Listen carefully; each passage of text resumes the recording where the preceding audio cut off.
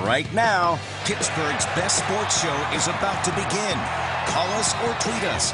We've got things to talk about on the Nightly Sports Call.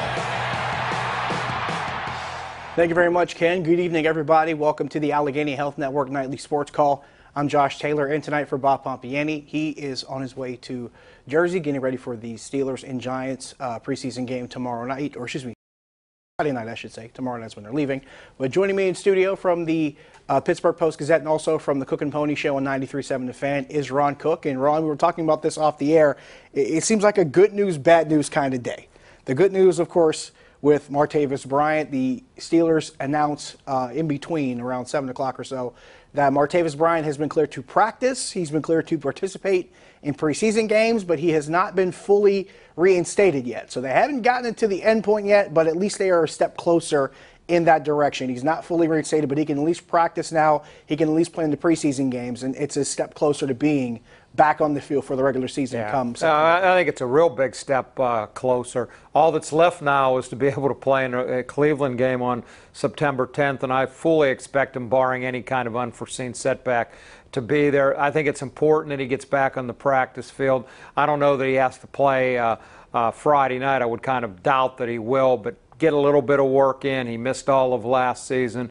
I think it's good news, as you point out, to get him back, and I felt all along he's going to be back for the opener, but the league's making him jump through hoops, and you know what? He has only himself to blame from putting himself into that position as far as I'm concerned. And there was a report earlier today from the NFL Network, I believe it was Ian Rappaport, who had said that the league was waiting to process some paperwork from counselors and doctors. So basically it was just a matter of getting everything in and pushed through, which you think about it, you're going, wait a minute, it's paperwork that's holding it back? But at the same time, obviously the league has to go through its procedures.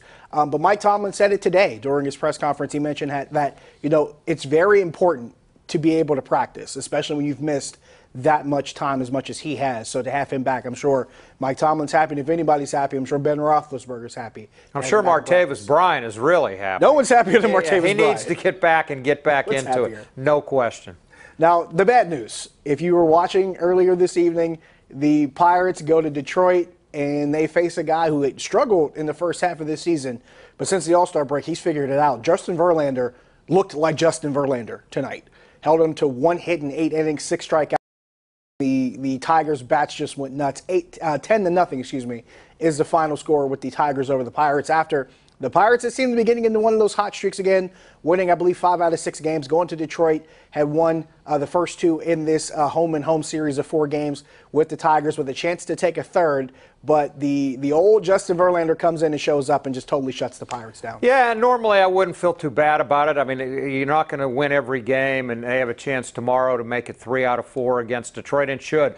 I think tomorrow's a big game. Garrett Cole's pitching for the Pirates against some kid that's making his second start of the season. Drew Verhaven. I never even heard of him. Who is Drew Verhaven? And Cole needs to, as Clint Hurdle likes to say, put the foot down and get a win for him. You take 3 out of 4, and then you move on to Toronto. But the thing that troubled me tonight, other than the loss, was the fact that Nova wasn't very good again. Kept them to 3 runs into the 7th, and then it got away from them. But you talk about Verlander since the All-Star game being hot. Well, Nova since the All-Star game has been very mediocre. Mediocre to poor, actually. Control bad tonight. Walked a couple guys. Hit Cabrera.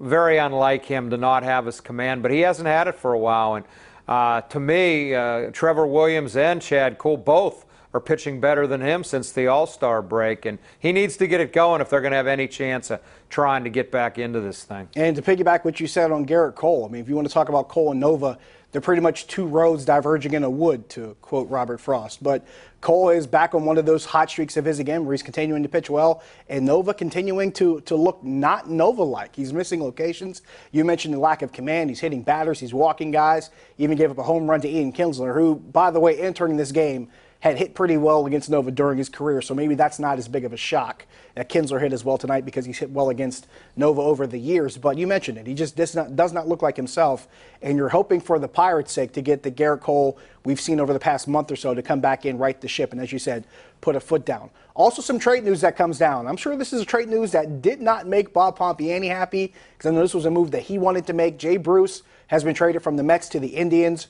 I know a lot of people have been advocating for this move to happen. Bob was one of them. I thought it would be a suitable move for the Pirates to try to acquire Jay Bruce, but another bat after the non-waiver period who cleared waivers, another bat has gone to another team. That might have been good for the Pirates. Yeah, well, we won't find out now. You would have liked that big left-handed swing in PNC Park with that short right field fence.